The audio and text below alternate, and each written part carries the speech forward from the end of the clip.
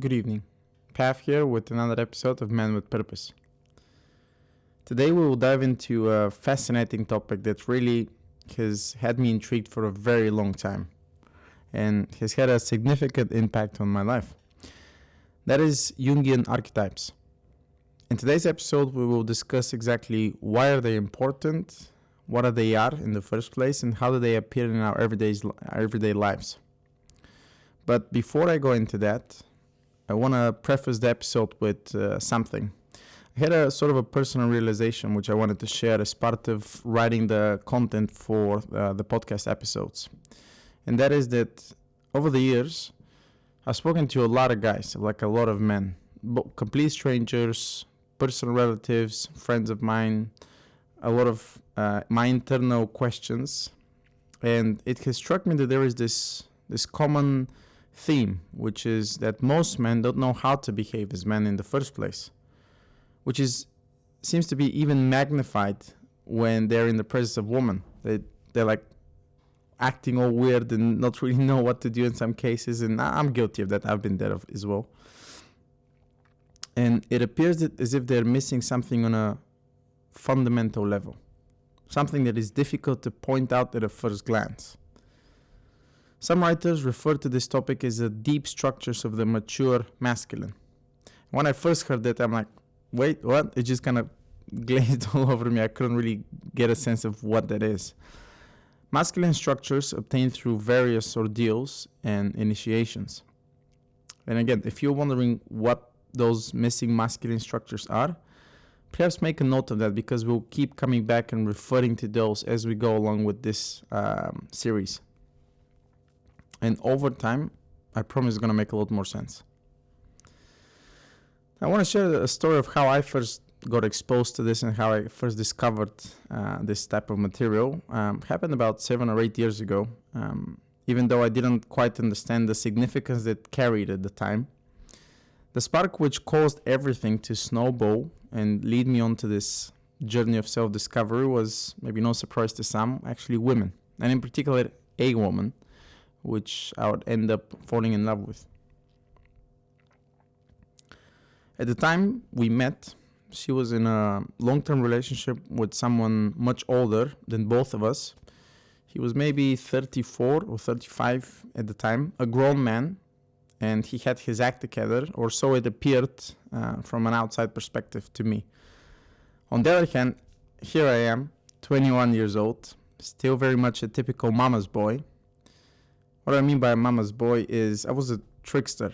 I was seeking attention by using techniques as a crutch, relying on tactics and rehearsed mannerisms to get a reaction from a woman, which is a phase we all go through. It's part of the process. But when I first learned what I had to deal with, like what the situation is, I'm really attracted to this person, and there's another person into this whole equation. I felt quite intimidated and a little bit insecure, actually a lot insecure at the time. And my normal mode of behavior wasn't going to work here. I was trying to figure things out and do this type of trickery, and with this situation, that wasn't going to work. So what did I do? I went back to my natural learned response, immediately put a mask on, as if everything is okay. I'm kind of playing it blase, and tried to avoid this as much as I could. I was trying to suppress the source of the insecurity somewhat deep into my subconscious and tried not to face it at all costs. A mechanism I learned as a kid. This was just my flight instinct. Okay, not face it, forget about it, put it somewhere there, and somehow and magically it's gonna sort itself out. Well, it didn't, which probably was a good thing. Yet deep down I knew something that was off, something was different this time. So I was still playing the game when I was a kid. I was using these trickery methods to manipulate people. The only difference was this time that I'm playing it in the adult world, and a little bit more sophisticated version of that, manipulating people subtly. But whenever I was faced with this situation, none of this actually worked. I was like, okay, I really need to step up my game and get to the next level. Otherwise, all of this is not going to work out. I was afraid that she will discover that I'm not this kind of cool guy on the outside, and inside I'm a insecure boy, which I was. Looking at it now from a more mature perspective, I felt very emasculated and by the presence of another man that potentially had to I competed with. And I had no words of expressing or explaining what that thing was, which I was feeling. Just knew that I was missing something compared to that guy. I wasn't there yet, and it was something different than just okay, he's a little bit older than me. I was feeling it inside, but at the time I couldn't really give it any meaning. I couldn't quite identify as a man because I didn't feel like I was one, frankly. No one ever talked to me about what it's like to become a mature man, let alone show me how to become a man in the world. It was as if someone had put an invisible barrier in front of me, which every now and then would make itself known, and would be even further magnified when I was in the presence of women, like really beautiful women, and all these kind of tactics and masks that I had just kind of doesn't work anymore. And now years later, I see the paradox, and that is that the thing which I was missing was in front of my face all the time. I just wasn't equipped with the necessary tools to grasp the actual situation and really get to the bottom of what was actually happening.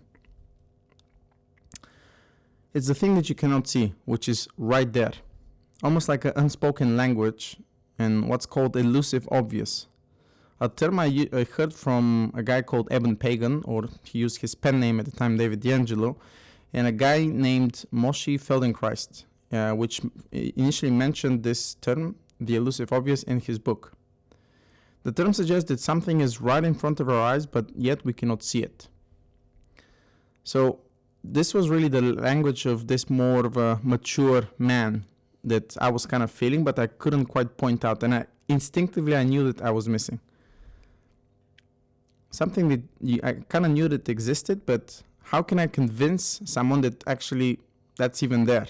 It didn't make sense at the time. It's like a meta communication. If we were communicating, there's also a meta meaning higher, different type of communication happening at the same time. But I wasn't aware of that at all. And one good analogy he gave was if you were having a conversation with a fish. It's like saying to a fish, it's wet. And the fish has no concept of or understanding that A, it is a fish, and how to conceptualize the term wet. What does it even mean? How to even realize that? For the fish, this is just a natural state of being. The fish isn't equipped with the tools to grasp the meaning of that statement or to make any sense of it. Oh, you're just a fish. What? In the movie The Matrix, Morpheus gave a great example of that. When we sat down for the first time with Neo, he said, it's like a splinter in your mind. It's that constant feeling that comes up for you every now and then that you cannot quite explain what it is or where it came from, but you know it's there. That's how I kind of felt at the time. So my natural instinct was to go in front of Google and start reading how to be an alpha male or how to win her over. Do these 3 things and she'll be yours. You know, the superficial stuff that most guys think will solve the situation or solve all of their problems. The pickup lines, the techniques, the canned responses. And I have to admit, they are working. That in itself has some value. So I was hooked in for a while. I soon realized that the POAs, as they're called, the pickup artists, the Don Juans of our time, the modern seductors, weren't quite the answer I was looking for. Rather, that was just a stepping stone to something else. Something much more fundamental on a deeper level. For example, what it is to be a mature man. How does a mature man look like? How to become one? What are the characteristics or the traits that one exhibits, and so on and so forth. So, for the purpose of this content, moving forward, especially with the solo episodes, that we don't have a guest here, will be to provide a structure for other men who maybe have been through something similar, maybe are going through something similar right now, and are just discovering this material. And this structure will come into is an aid, a tool to be used to help our development as men, to better understand ourselves, and to apply it into our own lives. I should preface this by saying that I'm not sitting on my high horse preaching to you, nor do I claim that I have all the answers. I'm also on my own journey here, battling with my own demons and shadows as everybody else. So I'm trying to figure this thing out for myself too. So in the spirit of that, the first episode was on the topic of what a young man would or should be exposed to, which was a rites of passage. To jog your memory, this is a specific ritual designed to take a boy from malehood into manhood by initiating him into a specific process. This ritual, designed to take a boy from malehood, a boy is first taken away from the mother or the feminine and put in a no man's land where he is lost and has to go through some sort of intense ordeal under the supervision of elders in order to become a man. You may have heard me in the first episode saying that the boy must die. So there is a death of the old structure and the rebirth of the new structure, the mature man. After the boy goes through that, he is finally allowed to return back home in order to integrate as a productive member of society. And if you haven't watched that episode, do yourself a favor, go and watch it. Make sure to leave a comment too. And if you haven't watched this episode, do yourself a favor, go back and rewatch it. Now that this is out of the way, let's dive deeper into today's episodes. Now that we got this out of the way, let's dive deep into today's episode. So, what are archetypes, you may ask? It's a term originally coined by Carl Gustav Jung, the Swiss psychologist and founder of analytical psychology. For those of you who don't know who Carl Gustav Jung is, Google him out. I think what he was able to achieve with his work is nothing short of incredible. So do yourselves a favor if you're interested in this sort of material. Jung's work was influential in the fields of psychiatry, anthropology, philosophy, religious studies, and so on. It was exactly that type of work in those myriad of fields which led him to the discovery of these so-called archetypes. He began forming his theories on the belief that they are identical psychic structures common to all, which are inheritable as part of our natural evolution as a species, and which influence how we as human beings experience the world through our emotions, thoughts, and behaviors. When he studied the religions of cultures, past and present, he noticed patterns, and most of the time, when he studied the religions of cultures, past and present, he noticed patterns, in most of them in the form of shared universal and recurring themes and symbols. So archetypes are psychological traits which everyone, man and woman, actually exhibits. In the book King, Warrior, Magician, Lover, Robert Moore and Douglas Gillette explored the 4 major archetypes with respect to the male psyche, and subsequent shadows each of these archetypes come up with. This could also apply to women, but for this book they specifically explored it within the theme of the male archetypes. To contextualize this, here is an excerpt from the book of examples of men who portray such archetypes.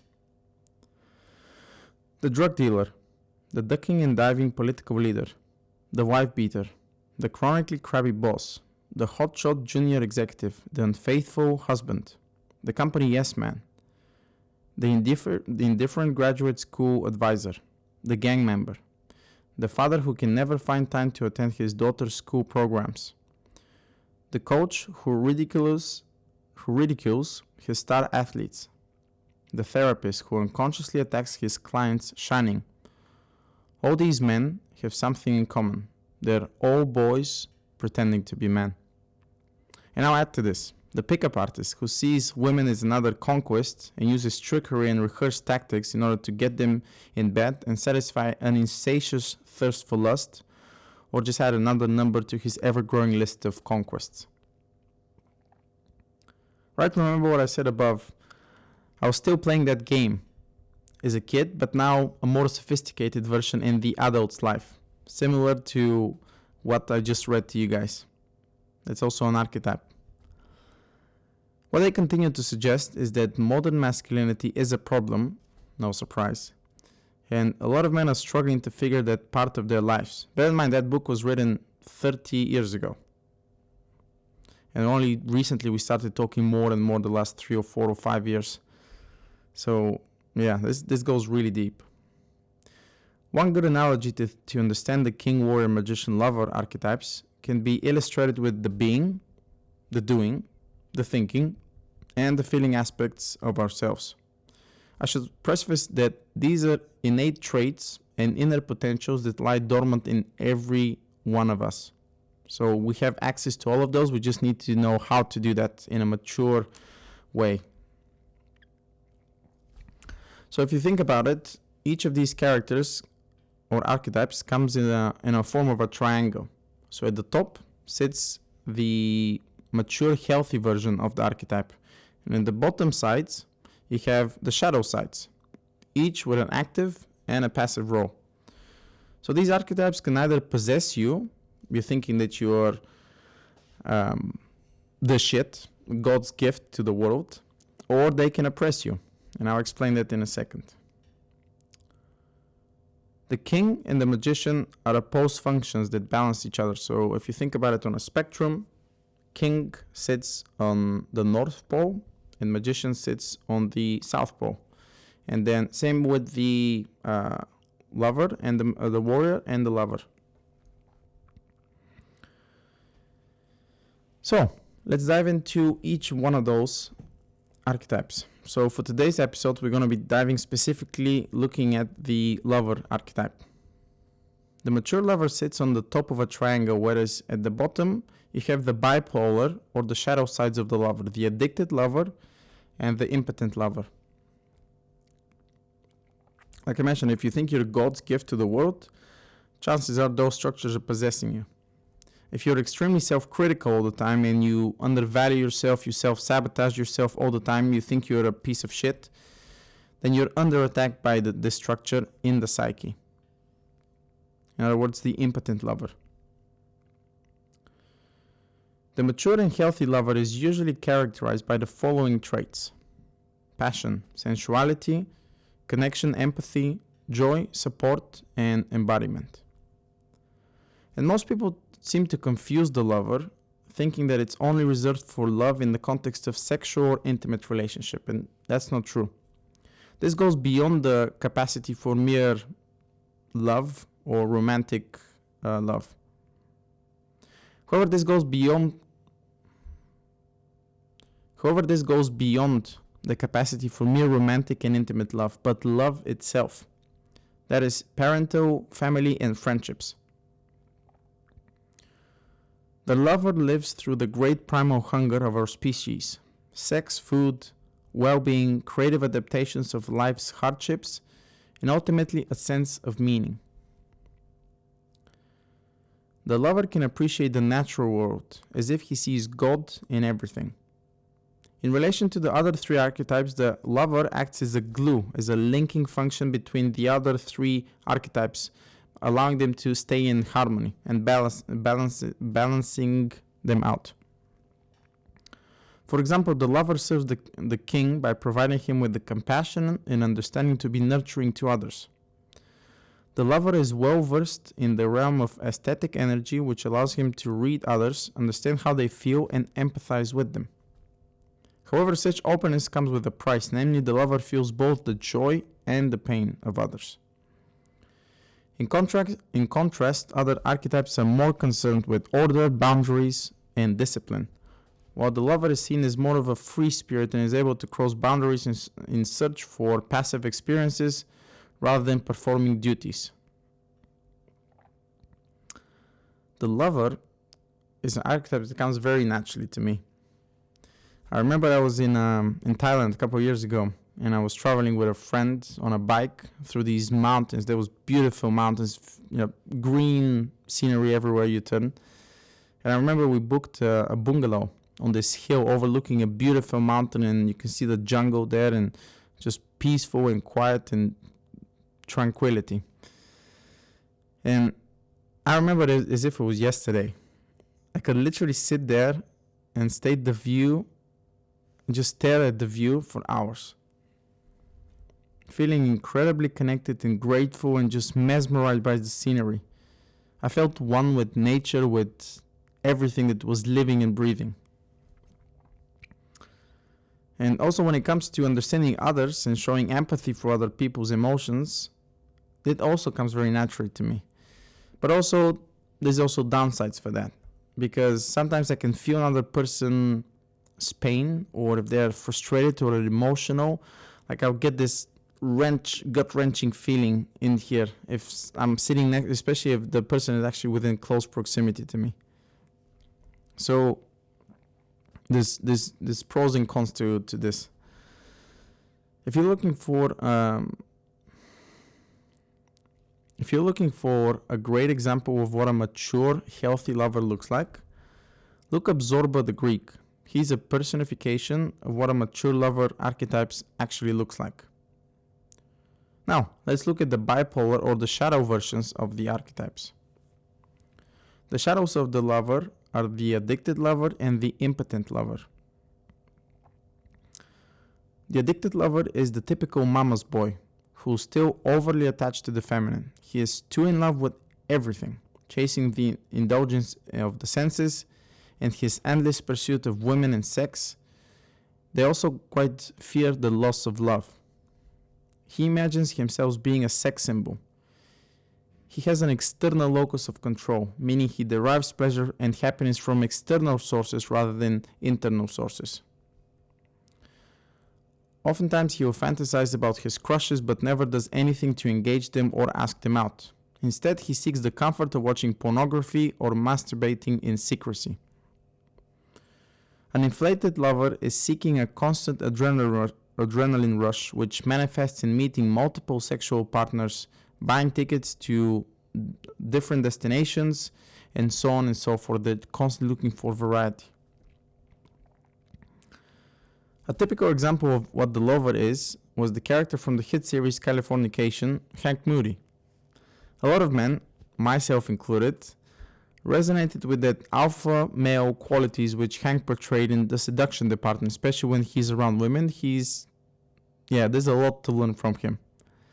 He's a typical womanizer. However, it stands to reason that for the most part, Hank can be characterized as a troubled novelist who abuses his indulgence in excessive drinking, sex, and drugs, which complicates his relationships with his longtime lover, Karen, and his daughter, Becca. But perhaps the most classical example of this is the movie Fight Club, believe it or not. Pretty much the entire movie is predicated on modern masculinity, with plenty of scenes exploring that notion. Ed Norton's character, which plays the narrator, which by the way we never really get his name, is this kind of meek, unassuming, shy introvert. He's the quiet people pleaser, the typical 9-to-5 invisible man who shies away from conflict and is afraid to stand up to his boss. He indulges too much in material possessions, which even he refers to in one of the scenes is the IKEA nesting instinct. Later on in the movie, the narrator and Tyler Durden are talking about the similarities they had with their absent fathers, and the fact that they had to call to ask for approval about what they should do next in life. I'm a 30-year-old boy. I can't get married. We're a generation of men raised by women. That scene there was showcasing even further that the character's psychology is that of a mama's boy, constantly seeking approval for his actions and unconsciously searching for his manhood. But perhaps the most iconic scene on the topic was when Tyler, Brad Pitt's character, addresses the men in Lou's tavern. The scene went on something like that. We're the middle children of history, man. We have no purpose. We have no Great War, and we have no Great Depression. Our Great War is a spiritual war. our Great Depression is our lives. Like, the moment I was reading this and thinking about it and remembering that scene, it just hit me so much. Like, exactly what it is we're going through right now, what most of us are going through right now as men. A lot of these shadow archetypes were boys who have become men without any initiation or ritual process. So think about the impotent lover or the shadow lover.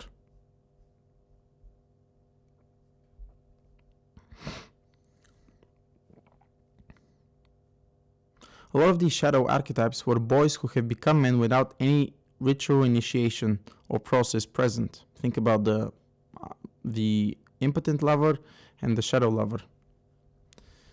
This is what I referred to previously in the rites of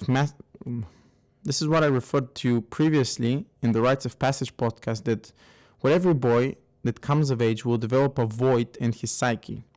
And if that boy isn't in the presence of elderly wise men who can initiate him into manhood and show him the wisdom, show him the right path through a rites of passage, and show him what a mature man looks like, then the void gets filled with demons, the demons of a man-child. An addicted lover cannot be relied upon. He overvalues others and undervalues himself, which means he gives his power away oftentimes to women. The amount of guys I've seen, myself included, that will just give our power away unwillingly, or actually willingly, to women,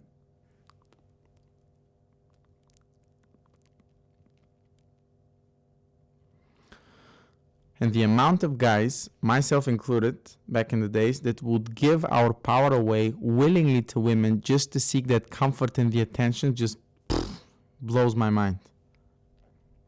And as a result, women would grow to resent us even more because of that, because they don't want any of this power in the first place. And eventually what happens?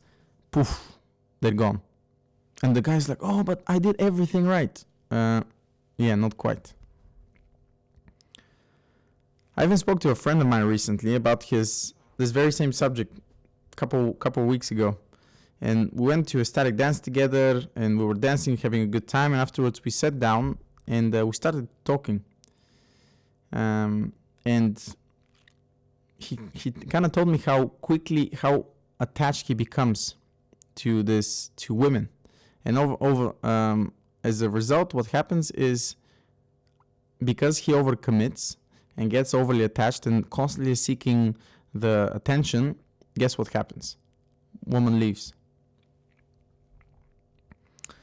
I had predominantly lover qualities in my 20s, actually early 20s. 5-6 years ago, when I was in that long-term relationship I referred to in the beginning of the episode. And I had a lot of impotent lover qualities in me. I would sacrifice too much for the relationship, not being grounded in myself,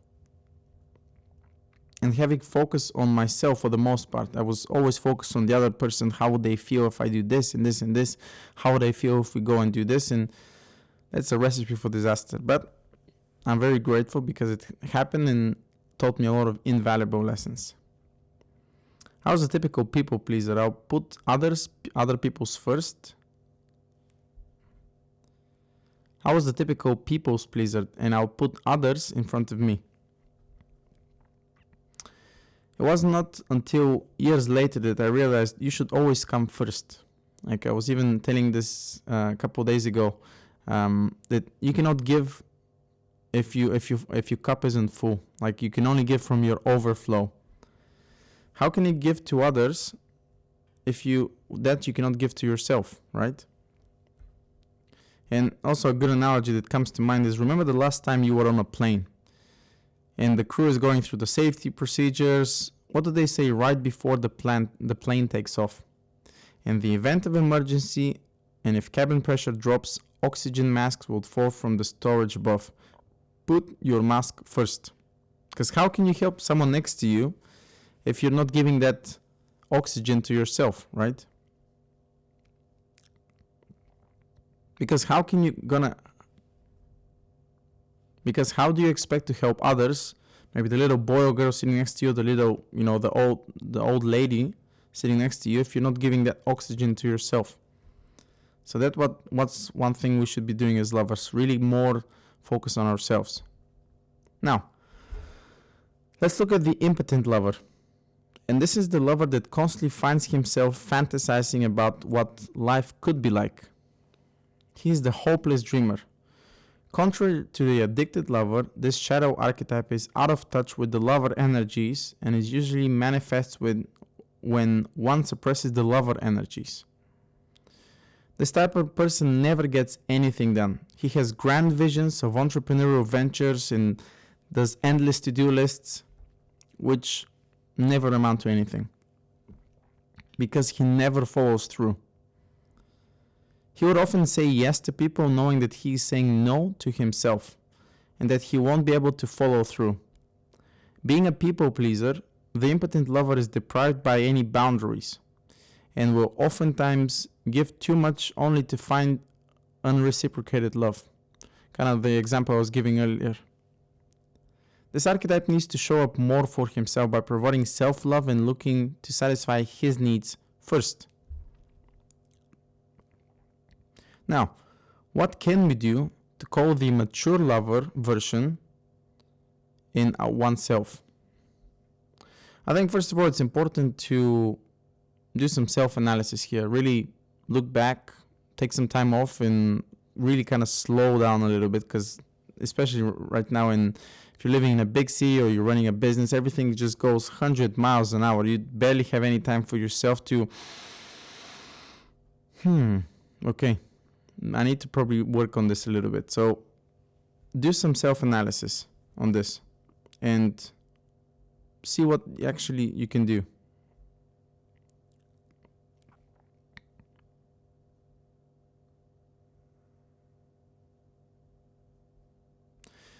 For me, in my teens, all the way to my early 20s, it has been about being overly dependent on the feminine. Too emotional at times, which goes all the way back to my childhood and the relationship with my mother, who showered me with so much love out of good intentions. Oftentimes, if there was no source of love, I would get jealous and do everything possible to gain back that love and attention. That's my own thought process at the time. As with most things in life, getting to the position of a healthy lover requires one to take ownership of his own choices and decisions without constantly seeking permission and approval from others. As Peter Sage puts it in one of his videos, stop swimming in goop, that being the good opinion of other people. Oh, what would I do what would people think of me if I do this? Or what would people think of me if I do X, Y, and Z? Kind of like 3 or 4 years when I initially started doing videos on YouTube, but I have all these investors on my Facebook, and what will they think about it, and my accent, and none of that. Like, stop with that. Again, this is a process that everybody has to go through in their own time. We ought to remember that this love energy that we oftentimes project onto others, our mother, or other women and men, is already within us. And with a little work, we can access those nurturing and loving qualities. One thing that you can do today, as I mentioned, is just slow down a little bit. And I just had some food with my buddy, and I told him, let's try and really, really enjoy this food now. Not to the point where we're extremely indulging in it, but just be incredibly grateful for the fact that we don't have to go and hunt this food, we don't have to cook it, prepare it, serve it, everything was done. We just showed up and paid, and that's it. Let's really try to take some time to really appreciate this food and how grateful we are. And oftentimes I eat too quick, not enjoying the food, looking just to stuff my face as if there's no tomorrow. So think about what you are enjoying. So think about this. Think about what is it that you really enjoy doing, and go do it. It's that simple. I know there is no silver bullet, but so think about what is it that you really enjoy doing, and just go do it. Probably not the answer you're looking for, but I know this worked for me. And consciously try to take things down a notch. Just slow down a little bit more. and fully appreciate the moment. So, think about what you enjoy doing and go do it. I know it's not probably the answer you're looking for, but from my experience, that works a lot. And even further, I would suggest take it down a notch. Really enjoy that moment. Really appreciate it. And fully experience that. Make it a goal to create something like that as a practice. Whether it's breath work or cold showers or morning meditation or stretches, take some time out of your day to really enjoy doing that. And I want to leave you with some good news after all. All of what I said up until now and the future archetypes that we'll cover in the next series simply highlight the potentials that lie dormant within each and every one of us. And with a little bit of work, we can access the healthy versions of those archetypes. For example, the king can remind us to be of service for others, to be more fatherly, and to try to help someone else to become their better versions of themselves. The warrior can remind us to be active and to go out and grab the opportunities presented to us, instead of being a passive bystander, waiting for life to happen. Most importantly, the warrior would urge us to Most importantly, the warrior can remind us that through consistent action, one can create their own life and obtain that which they desire. The magician can remind us of how much growth there is possible and how one can gain knowledge in order to support that growth. And that's it for today, folks. Thank you for taking the time to watch this episode. By all means, let me know what you guys think about the episode by leaving a comment below. And I'll see you in the next episode. If you've stayed up until the end and you've really enjoyed this podcast, here is my promise to you. I will make sure this podcast gets only better and better over time. But I'm going to need your support. So if any of this resonated with you, make sure to hit the subscribe button, the notification bell, and I'll see you on the other side. Thank you.